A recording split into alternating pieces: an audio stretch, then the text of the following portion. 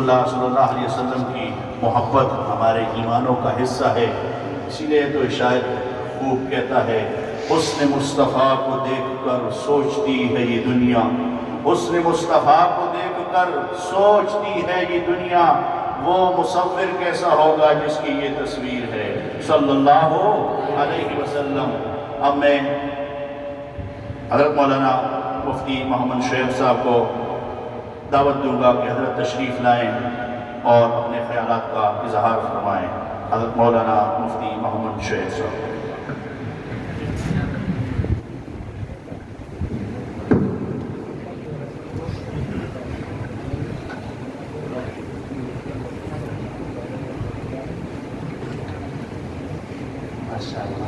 میں سوچ رہا ہوں میں بھی ناخوان بن جاؤں، پیسے بھی ملتے اور زندہ باد کے نعرے بھی ملتے۔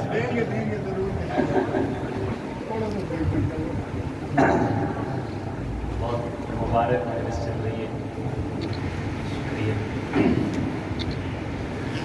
الحمد للہ نحمده ونستعینه ونستغفره ونعوذ بالله من شرور أنفسنا ومن سيئات أعمالنا، من يهده الله فلا مضل له ومن يضلله فلا هادي له، ونشهد أن لا إله إلا الله وحده لا شريك له، ونشهد أن سيدنا ومولانا محمدا عبده ورسوله۔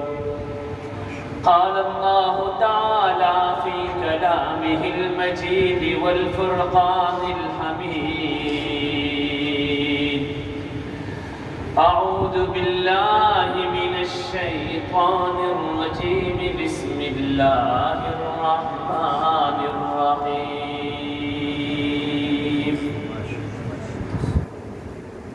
أم كنتم شهداء إذ حضر يعقوب الموت إذ قال لبنيه ما تعبدون من بعدي، قالوا نعبد إلهك وإله آبائك إبراهيم وإسماعيل وإسحاق إلها واحدا ونحن له مسلمون۔ وقال رسول الله صلى الله عليه وسلم، الإيمان بضع وسبعون شعبة، فأفضلها قول لا إله إلا الله، وأدناها إماتة الأذى عن الطريق، والحياء شعبة من الإيمان۔ صدق الله وصدق رسوله النبي الكريم، أما بعد۔ 3:20 ہو گئے اور قاری صاحب کا وعدہ تھا کہ 3:10 تک ختم کریں گے، تو مجھے یہ بھی احساس ہے کہ مجمع بہت دیر سے بیٹھا ہوا ہے، اور بیچارہ یہ جو آخری مقرر ہوتا ہے یہ بہت مظلوم ہوتا ہے، وہ بہت مظلوم ہوتا ہے۔ اگرچہ اس کو ایک حیثیت تو ملی ہوتی ہے کہ یہ مہمان خاص ہوتا ہے، لیکن ادھر سے حال یہ ہوتا ہے کہ ٹائم اتنا گزر چکا ہوتا ہے کہ لوگ کہتے ہیں مولوی صاحب بس کرو، کھانا بھی تو کھانا ہے۔ تو میں آپ سب کے غم میں برابر کا شریک ہوں، میں صرف 3 سے 4 منٹ دوں گا اور پھر انشاءاللہ دعا کی طرف چلیں گے۔ 2-3 ہفتے پہلے بھی حاضری ہوئی اور قاری صاحب کا بڑا دل ہے، وسعت ظرفی ہے، کہ ہمیشہ یاد فرماتے ہیں، دعوت دیتے ہیں۔ اللہ تعالیٰ انہیں جزائے خیر عطا فرمائے۔ میں سوچ رہا تھا کہ میں کوئی نہ کوئی بہانہ بنا کے چھٹی کر لوں گا، اور میرے پاس تھوڑا بہانے کا اچھا عذر بھی تھا کہ ایک جگہ پہ نکاح پڑھانا تھا میں نے، اور جیسے نادخان کو پیسے ملتے ہیں، نکاح والے کو پیسے ملتے ہیں بھائی کہ پرویز بھائی آ رہے ہیں مسلسل لفافے دیتے آ رہے ہیں. میری بچی کا قرآن پاک ختم ہوا کچھ دن پہلے، تو میں دعوت نہیں دے سکا، تو پرویز بھائی کو بھی میرے نمازی ہے، میں دعوت نہیں دے سکا. تو مجھے کہتے ہیں مفتی صاحب آپ نے مجھے دعوت دی، نقصان آپ نے اپنا کیا، میں نے 500 کا لفافہ دینا تھا آپ کو. تو وہ بھی بیچارہ بعض دفعہ اپنا نقصان سہ لیتا ہے، تو میں نے بھی نکاح کا نقصان سہا ہوا ہے. شکریہ بھائی رئیس خان صاحب، آپ نے میرے حج کے ساتھی ہیں، انہوں نے فون کیا، انہوں نے کہا کہ مفتی صاحب آپ نے لازمی آنا ہے، میرے بیٹے کا قرآن پاک ختم، اللہ تعالیٰ آپ کو مبارک کرے یہ بچے کا قرآن پاک ختم کرنا، اور دیگر والدین ان کو سب کو اللہ تعالیٰ یہ گھڑیاں اور یہ ساعات، یہ لمحات مبارک ہو. ہمارے ایک اور فاضل دوست ابھی حال ہی میں ہانگ کانگ تشریف لائے مولانا سلیمان صاحب، جن کو خوش آمدید کہتے ہیں ہانگ کانگ میں آنے پر. جارڈن میں ایک مسجد مدرسے کے اندر وہاں پہ یہ اپنی خدمات شروع کر چکے ہیں، اور تمام علماء اور دوستوں اور ساتھیوں کا بہت بہت شکریہ.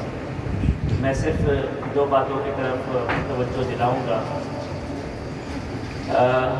اس نے یوسف کی بات چلی تو خدری سے ایک بات یاد آئی، مولانا عابد صاحب نے ذکر فرمائی، وَلَمَّا بَلَغَ أَشُدَّهُ آتَيْنَاهُ حُكْمًا وَعِلْمًا. اللہ فرما رہے ہیں کہ جب یوسف علیہ السلام کو ایک جوانی کی عمر ملی، اغوا ہو گئے تھے یوسف علیہ السلام، اور بچوں اپنے بھائیوں کے ہاتھوں اغوا ہو گئے. آپ سمجھ سکتے ہیں یہ سارا قصہ.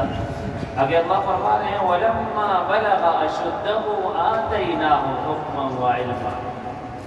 تو اللہ تعالیٰ نے ان کے بارے میں صفت یہ ذکر فرمائی کہ یہ بچے جب بڑے ہونے لگے، جب جوانی کی طرف آنے لگے، تو انہوں نے عفت، پاکدامنی، عزت کے ساتھ اپنی جوانی کی حفاظت کی ہے یوسف علیہ السلام نے. اور انہیں مصر کی جو بڑی ملکہ تھی وہ گناہ کی دعوت دے رہی تھی، اور اس زمانے کی سپر پاور کے پیلس کے اندر رہنے والے تھے یوسف علیہ السلام. فرمایا کہ جب انہوں نے اس بدترین دعوت گناہ کے مقابلے کے اندر توحید کو سنبھالے رکھنا اور اپنی عزت اور اپنی عفت اور اپنی ذات کی حفاظت فرمائی، تو اللہ فرما رہے ہیں میں نے پھر ان کو 2 انعام دیے ہیں. دوستوں میں صرف ان 2 انعاموں کا تذکرہ کرنا چاہتا ہوں، اور ضروری ہے کہ آج کے معاشرے میں اپنے نوجوان نسل کو یہ پیغام دینا بہت ضروری ہے.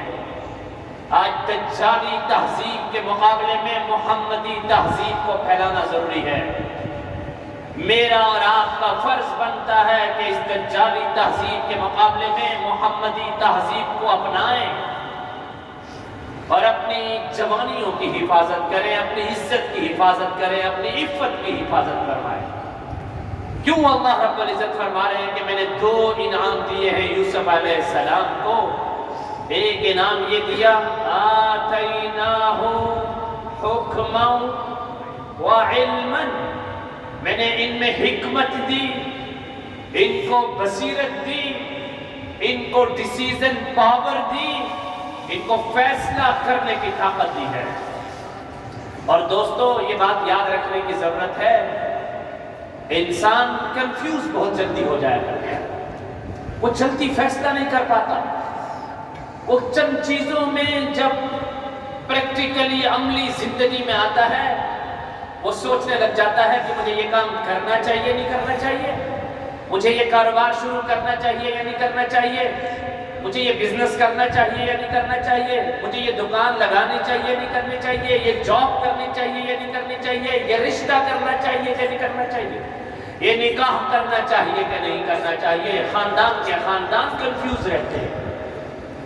تو اللہ فرما رہے ہیں کہ ایسی حالت کے اندر جب ایک آدمی کو فیصلہ کرنے کی پاور نہ ہو تو پھر اس وقت اگر اس کو حکمت اور بصیرت مل جائے تو یہ اللہ کا بڑا انعام ہوا کرتا ہے.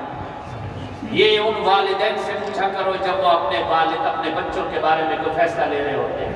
ایک جوانی کے اندر شاید مجھے اور آپ کو اس کا احساس ہو یا نہ ہو، اور تبھی بہت سے لوگ آتے ہیں مولوی صاحب مفتی صاحب استخارہ کر دیں فلاں جگہ پر رشتہ کریں یا نہ کریں. وَلَمَّا بَلَغَ أَشُدَّهُ آتَيْنَاهُ حِكْمًا وَعِلْمًا، اور دوسرا میں انعام دیتا ہوں کہ انہیں علم سے نوازتا ہوں، انہیں نور عطا کر دیتا ہوں، خدائی نور عطا کر دیتا ہوں۔ وہ نور اتنا بہترین اور اتنا اعلیٰ ہوتا ہے کہ اس نور کے ذریعے سے اس کے لیے ساری مشکلات دور ہو جاتی ہے، وہ کامیاب ہو جاتا ہے۔ آج ضرورت ہے اس معاشرے میں اپنے نوجوانوں کو ان دو چیزوں کی طرف لایا جائے۔ اے نوجوان نسل، اے میری نیو آنے والی نسل، یا معشر الشباب، نبی اکرم صلی اللہ علیہ وسلم اکثر و بیشتر اپنے نوجوانوں کو مخاطب ہو کر خطاب فرمایا کرتے تھے، نوجوانوں کی طرف جایا کرتے تھے اور فرماتے تھے کہ معاشرے کی تبدیلی نوجوانوں سے ہوا کرتی ہے۔ آج مدرسے میں پڑھنے والے یہ بچے، آج مدرسے سے قرآن پاک ختم کرنے والے یہ بچے جب عملی طور پہ سوسائٹی میں جاتے ہیں، معاشرے میں جاتے ہیں، تو انہیں کئی سارے چیلنجز کا سامنا کرنا پڑتا ہے۔ ان چیلنجز کا مقابلہ ایسے ہی ہوگا کہ ان نوجوانوں کو عاشق رسول بنا دیا جائے، انہیں نبی اکرم صلی اللہ علیہ وسلم کا سچا عشق بتا دیا جائے۔ میں آخری یہ بات کرتا ہوں، پھر دعا کی طرف جاتے ہیں۔ دوستو، یہ جو ہانگ کانگ تھا نا، یہ جو پٹی پوری چل رہی ہے چائنا کی، یہ تائیوان کی، یہ جاپان کی، یہ پوری پٹی بدھسٹ کے ماننے والوں کی ہے، بدھا کا ذہن رکھنے والوں کی پٹی ہے۔ یہ لاکھوں کروڑوں لوگ اس طرح کا مائنڈ اور اس طرح کا مذہب رکھتے تھے یہ لوگ۔ لیکن آپ جانتے ہیں جب برٹش آیا یہاں ہانگ کانگ کے اندر، اس برٹش نے جہاں پر روڈ بنائے، سڑکیں بنائی، پل بنائے، MTR اسٹیشن کے جال بچھا دیے اور نئے نئے طریقے سے یہاں پر ڈیولپمنٹ کا کام ہوا، جہاں اس پوری کنٹری کو، اس پورے سٹی کو، اس پورے ملک کو تبدیل کر دیا، وہاں برٹش نے یہاں کے لوگوں کا مذہب اور عقیدہ بھی تبدیل کر کے انہیں عیسائی بنا دیا۔ آج ہانگ کانگ میں باوجود اس کے کہ یہ ان کا بون یا ان کا پیدائشی مذہب نہیں ہے، لیکن پھر بھی عیسائیت یہاں جڑیں پکڑ چکی تھی، کیونکہ برٹش راج کرتا رہا ہے۔ برٹش کے راج کرنے کی وجہ سے آج بھی ہانگ کانگ کے ہر علاقے میں عیسائی ٹیمپل موجود ہے، چرچ موجود ہے۔ آج بھی ہمارے یہاں ہانگ کانگ کے اندر ہاسپٹلز کے نام بھی عیسائی دنیا کے ناموں سے موسوم ہے۔ QE ہاسپٹل کہا جا رہا ہوتا ہے، کہیں پر نیتھن روڈ رکھا جا رہا ہوتا ہے۔ یہاں پہ انہوں نے محنت کی، اپنی NGOs کے ذریعے سے، اپنی مشینری کے ذریعے سے ایک کاز کو لیا، ایک مشن کو لیا، اس مشن کو لیتے لیتے انہوں نے اس پوری کنٹری کو چینج کر کے عیسائی بنا دیا۔ ذرا مجھے سوچنے کی ضرورت ہے کہ کیا میں 50 سال سے، کیا میں 60 سال سے، کیا میں نسل در نسل یہاں پہ رہ رہا ہوں، کیا میں نے بھی یہاں پہ اسلام پھیلایا؟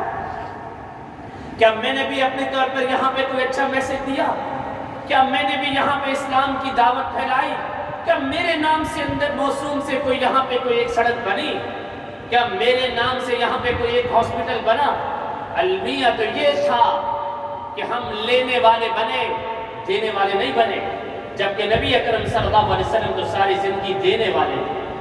ایک بچی آ کر کھیرا اور ککڑی دیتی ہے نبی اکرم صلی اللہ علیہ وسلم کو، نبی اکرم صلی اللہ علیہ وسلم جواب میں پلیٹ میں سونے کی ڈلیاں رکھ کر اس بچی کو واپس کرتے ہیں۔ وہ رحمت للعالمین ایسے عجیب و غریب تھے، انہوں نے دنیا کو یہ پیغام دیا کہ مسلمان بھیکاری نہیں بنتا، مسلمان لیتا نہیں ہے، مسلمان دیتا ہے۔ اس لیے دوستو، اس میسج اور اس پیغام کو سمجھو، اپنی نوجوان نسل کی حفاظت کریں، اس معاشرے میں رہ کر دین کو پھیلانے کا ذریعہ بنے۔ ہم صرف اور صرف اپنی 2 نوکریاں، اپنی جائیداد، اپنی زمین، اپنے اٹک میں، اپنے چکوال میں اور اپنے میرپور میں اور اپنے کراچی کے اندر اپنی جائیدادیں بنانے پہ توجہ نہ دیں، بلکہ یہاں کی نئی نسل کو دین کا داعی بنائیں، انہیں عاشق رسول بنائیں۔ رنگون کے اندر مولانا ابو الحسن علی ندوی گئے تھے دوستو، یہ آخری بات سنیں۔ مولانا ابو الحسن علی ندوی رنگون میں گئے، برما کے اندر، انہوں نے فرمایا، اے برما کے لوگوں، یہاں کے معاشرے میں گھل مل جاؤ، اے لوگوں یہاں کے اندر، لوگوں کے اندر پھیل جاؤ، انہیں نبوی تہذیب سکھاؤ، انہیں محمدی تہذیب سکھاؤ. اپنی فیملی کی طرف توجہ مت دو، صرف اپنا پیسہ، اپنا خاندان، اپنی فیملی. اور پھر فرمایا تھا ابو الحسن علی ندوی رحمہ اللہ نے، ابو الحسن علی ندوی نے فرمایا میری آنکھیں دیکھ رہی ہے، میری آنکھیں دیکھ رہی ہے کہ کچھ عرصے کے بعد تم لوگوں نے اگر یہاں پہ دعوت محمدی نہیں پہنچائی، اگر نبی اکرم صلی اللہ علیہ وسلم کا پیغام نہیں پہنچایا، تو میری آنکھیں دیکھ رہی ہے کہ یہ لوگ تمہارے کاروبار پہ قبضہ کر لیں گے، میری آنکھیں دیکھ رہی ہے یہ لوگ تمہارے گھروں پہ قبضہ کر لیں گے، میری آنکھیں دیکھ رہی ہے کہ یہ لوگ تمہارے گھروں کو آگ لگا دیں گے، اور میری آنکھیں دیکھ رہی ہے کہ تم مہاجر بن جاؤ گے، تمہیں نکلنا پڑ جائے گا. اور یاد رکھیے مولانا ابو الحسن علی ندوی 2000 میں انتقال کر گئے، اور آج 2021 ہے. 2000 میں ان کا انتقال ہوا. غالباً سن 1993 یا 94 کی بات ہے. یہ بات انہوں نے رنگون میں جا کر کہی تھی، اور ابھی آپ نے 3 یا 4 سال پہلے دیکھ لیا تھا کہ برما کے مسلمانوں کے ساتھ پھر کیا ہوا. نکلے تھے لوگ وہاں سے، وہاں کے لوگوں نے انہیں چھریوں سے کاٹا تھا، ان کے جسموں کے اعضاء کو کاٹا تھا، انہیں جلا دیا تھا. لاکھوں لوگ آج بھی بنگلہ دیش کے کوکس بازار کے اندر مہاجرت کی زندگی گزار رہے ہیں، پناہ گزینی کی زندگی گزار رہے ہیں. اللہ نہ کرے، 1000 بار نہ کرے، آنے والے حالات اچھے نہیں ہیں دوستو. اللہ تعالی ہم سب کی حفاظت کرے. لیکن دوستو یہاں رہ کر یہاں کی مقامی لوگوں کے ساتھ تعلق رکھیے، انہیں اچھا پیغام دیجیے، ان کے ساتھ سلام اور دوستی رکھیے، ان کے ساتھ تعلقات بنائیے، تاکہ آپ کے پڑوس میں رہنے والا یہاں کا لوکل چائنیز، یہاں کا لوکل ہانگ کانگ والا، وہ آپ سے محبت کرنے والا بن جائے، وہ آپ کے ساتھ تعلق رکھنے والا بن جائے، اور ان کے دلوں میں ہمارے بارے میں نفرت نہ ہو، وہ ہمیں پاکی ماکی کے الفاظ سے نہ پکارے، وہ ہمیں دیکھ کر منہ پر کوئی کپڑا نہ رکھیں. آپ 50 سال گزرنے کے باوجود بھی اگر یہاں پر ہم ہانگ کانگ کے لوگوں کے دلوں کے اندر اسلام کی محبت نہیں پیدا کر سکے ہیں، تو پھر ہم کیسے عاشق رسول ہیں دوستوں؟ اس درد کو سمجھیے، اس فکر کو سمجھیے. وقت زیادہ ہو گیا. اللہ تعالیٰ ہم سب کا حامی و ناصر ہو. وآخر دعوانا الحمدللہ.